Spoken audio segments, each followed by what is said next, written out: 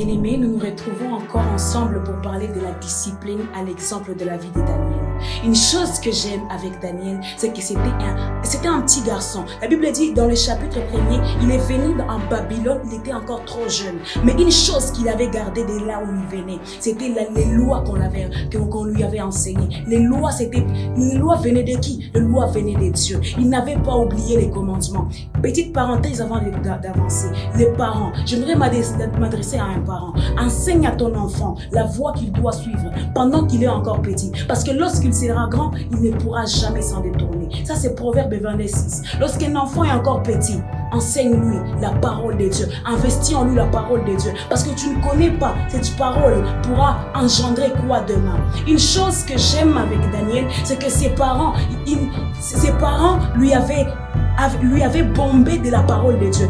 Ses parents lui avaient parlé de leur Dieu, de leurs lois, de leurs coutumes. Et Daniel, lorsqu'il est sorti d'Israël et il est parti en Babylone, ces jours, sa vie n'a pas changé. Il n'a pas renoncé à son identité. Il est resté la même personne. C'est que Daniel est un homme de discipline.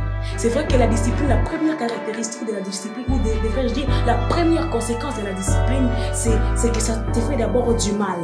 Premièrement, ça te fait d'abord du mal. Lorsqu'on est à l'école, on te dit, tu dois arriver à 7 heures juste. Tu ne dois pas faire ceci, tu ne dois pas faire cela. Ça crée en toi quelque chose comme...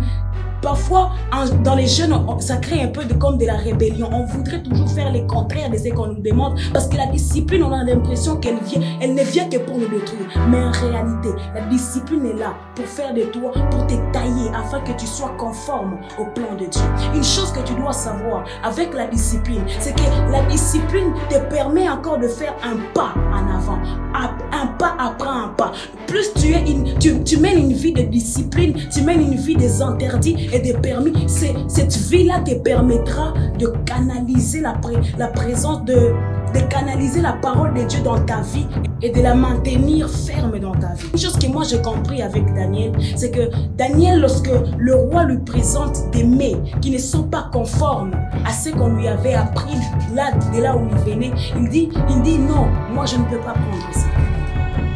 Bien que sa vie était en danger, bien que les ordres du roi ne sont pas discutables. Mais lui, il s'est dit, entre le roi et Dieu, j'ai choisi mon Dieu. Entre le roi et Dieu, j'ai choisi de suivre Dieu.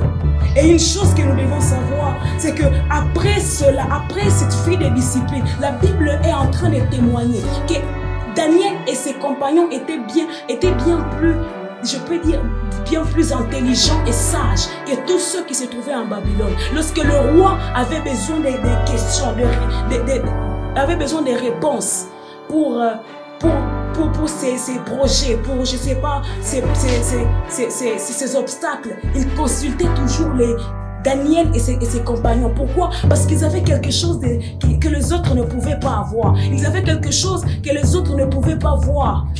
Et cela a créé comme la différence. Une chose que j'aimerais te dire, mon frère, ma soeur, la discipline, elle crée la différence.